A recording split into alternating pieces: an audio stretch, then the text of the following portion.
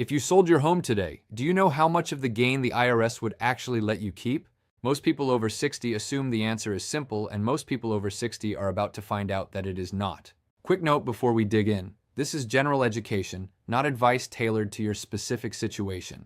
If you are a homeowner over 60 in 2026, 3 rules already in effect right now can quietly carve tens of thousands of dollars out of your home sale. And most sellers do not run the math until the closing statement is already signed. By the end of this video, you will know what those 3 rules are, how to estimate your actual exposure in about 10 minutes, and 5 concrete steps you can take this week to protect yourself. There is also one tax break later in this video that most seniors are not claiming, and it could be worth tens of thousands depending on your situation. Let me start with the rule everyone thinks they understand.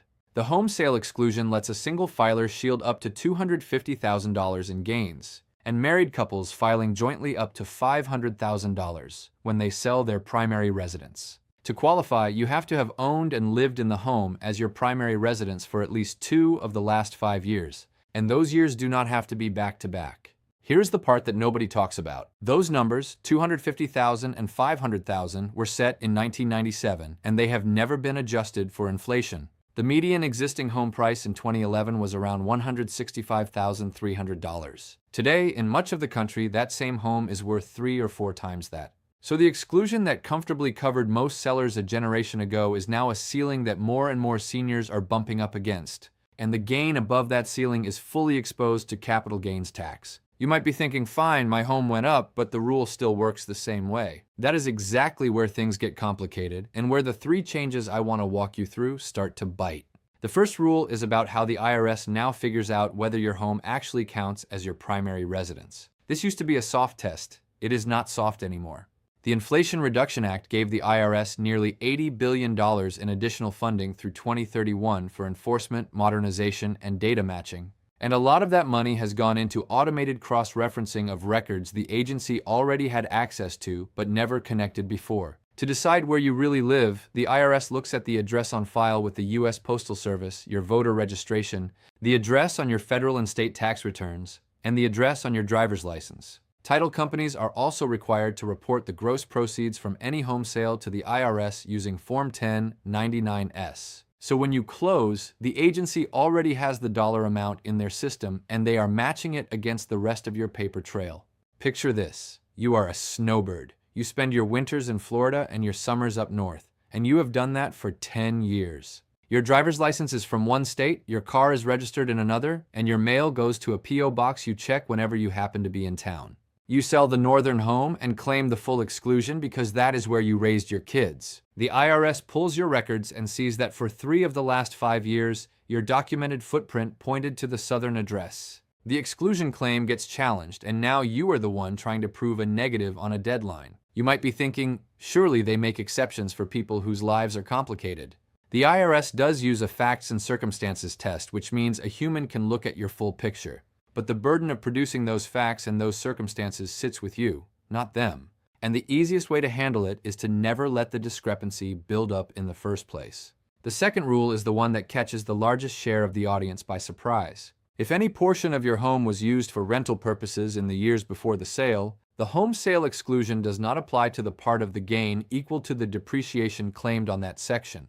That means the exclusion you were counting on shrinks, and the shrinkage is proportional to how much of your home you rented out and for how long. Picture this. You are 68, you bought your home 30 years ago, and during the pandemic you rented out the basement on Airbnb for about 3 years to help with property taxes. You used roughly 20% of the square footage for the rental. Your gain on the sale is $400,000. Roughly 20% of that gain, $80,000, is potentially outside the exclusion because of the rental use, and that piece is subject to capital gains tax plus depreciation recapture on the deductions you took. For some sellers, the 0% long-term capital gains bracket would help here. That bracket applied to taxable income up to $48,350 for single filers, and $96,700 for married filing jointly in 2025. But once the rental gain plus your other income pushes you past that line, you are in the 15% or higher bracket on every dollar above it. The obvious objection here is, well, I never got a 1099-K from Airbnb, so the IRS never knew. 2 things on that.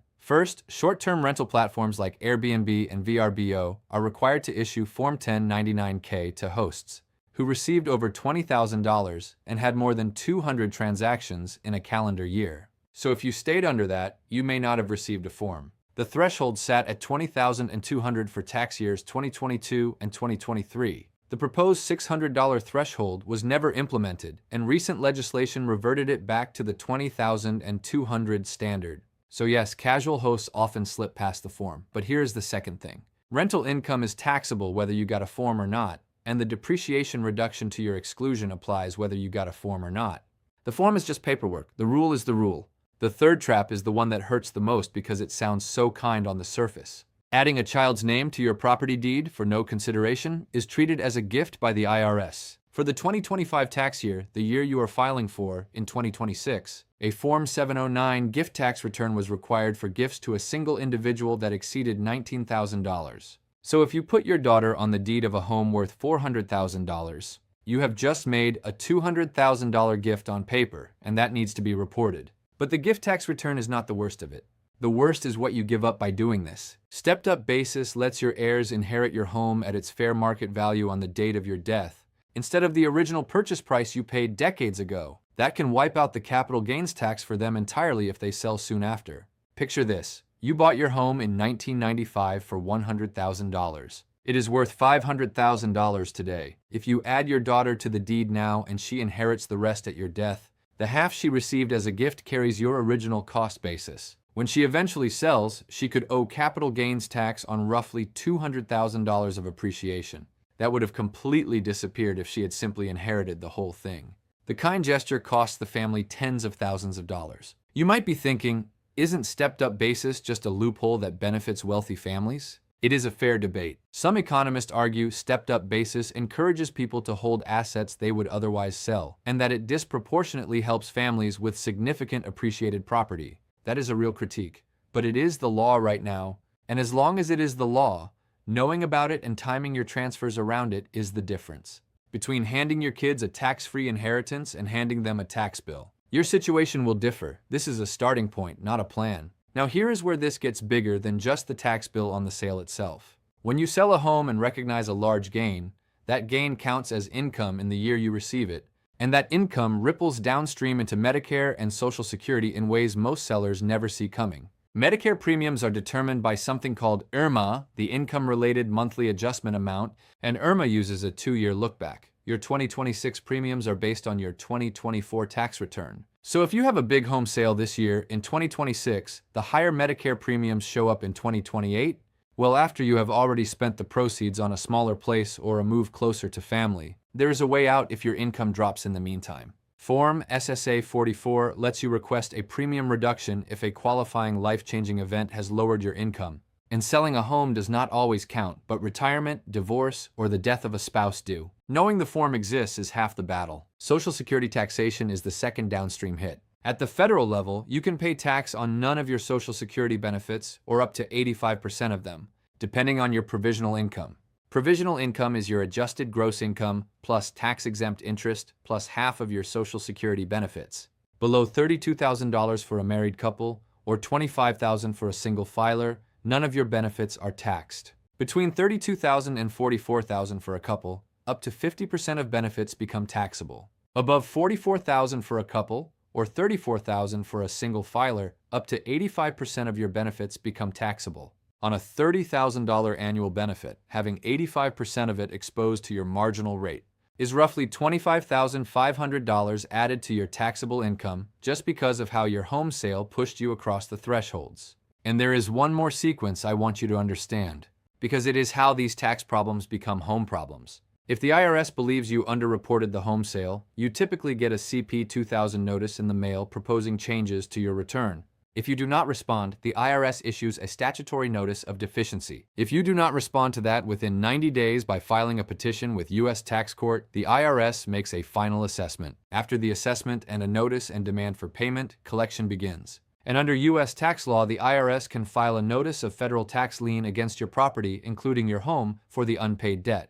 The same home you sold to fund retirement can become collateral against the tax bill from the sale. Open the mail. Always open the mail. Now I want to flip this on its head because the same Congress that left the home sale exclusion frozen since 1997 also handed seniors a brand new deduction that most people are not claiming. For tax years 2025 through 2028, an additional deduction of $6,000 per eligible individual age 65 and over is available.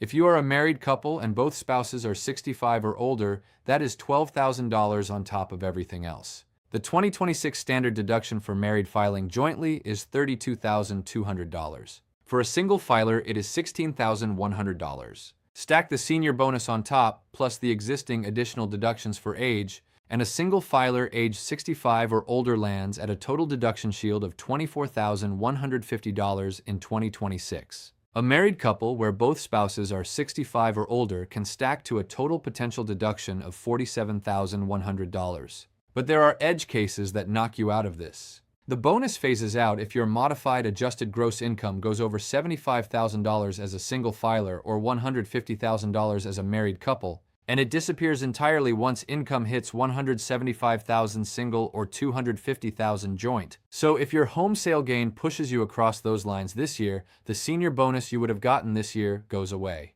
And here is the one most people miss. You have to be 65 or older. Collecting Social Security at 62 does not qualify you. Age, not retirement status, is what unlocks the deduction. You might be hearing all of this and thinking the rule changes are absolutely critical and you need to act today. The honest answer is more nuanced. Some of these provisions, like the senior bonus deduction, are genuinely meaningful for many filers. Others depend entirely on your specific income, your specific home, and your specific family situation. The bigger story is that the IRS in 2026 has more data and more automated matching capability than at any point in its history. And compliance, not panic, is what protects you. Now let me get to the part you have been waiting for. So what do you actually do this week? 5 steps in order. Step 1. Pull out your home purchase documents, your closing statement, and every record you have of improvements you have made to the home. New roof, kitchen remodel, addition, central air, anything that added to the value. Those costs increase your basis, which reduces your taxable gain dollar for dollar. Step 2. Make a list of every non-primary use of your home in the last 5 years. Did you rent a room? Did you list the basement on Airbnb? Did you claim a home office? Did you have a stretch where you were living somewhere else for work or family reasons? Write it all down. This is the math the IRS will eventually run, and you want to see it before they do. Step 3. Run the residency self-check. Where does your mail actually go? Where are you registered to vote? What address is on your driver's license, your federal return, your state return, your car? If those answers all line up to the home you are claiming as primary, you are in good shape. If they do not, fix what you can fix now. Step 4. If you have already added a family member to the deed or you are thinking about it, talk to a qualified elder law attorney before you do another thing. The stepped-up basis you protect by waiting could save your heirs tens of thousands of dollars. Step 5. Schedule a conversation with a CPA or elder law attorney this week, not next month. The earlier you start, the more options you keep open. I know what some of you are thinking right now. I cannot afford a CPA or a lawyer. Here is the thing nobody tells you. The free help is real, and it is good. ARP Foundation Tax Aid provides free tax assistance through IRS certified volunteers, with a focus on taxpayers over 50 and those with low to moderate income. Volunteer income tax assistance and tax counseling for the elderly are IRS-sponsored programs that offer free help. Low-income taxpayer clinics provide free or low-cost assistance for tax disputes with the IRS. Area Agencies on Aging are a nationwide referral network connecting older adults to local organizations offering free or low-cost legal and financial help.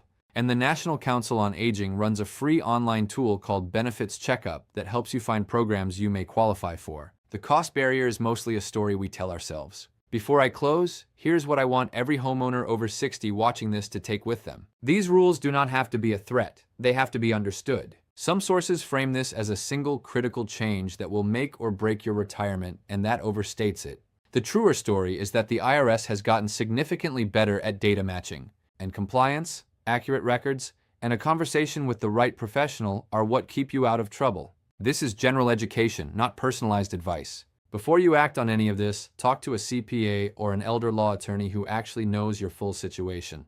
They will catch wrinkles a single video cannot see. If this changed how you think about your home sale, that little like button is how I know which of these to make next. And tell me in the comments which of these 3 rules surprised you most, because the answer shapes the next video. Speaking of the next video, we just spent a lot of time on how a home sale ripples into Medicare premiums 2 years later. There is a different decision, made years before any of that, that splits two neighbors with the exact same income into wildly different Medicare bills for the rest of their lives. The age is 63, and most people find out about it long after the window has closed. The next video on the screen walks through exactly how that works.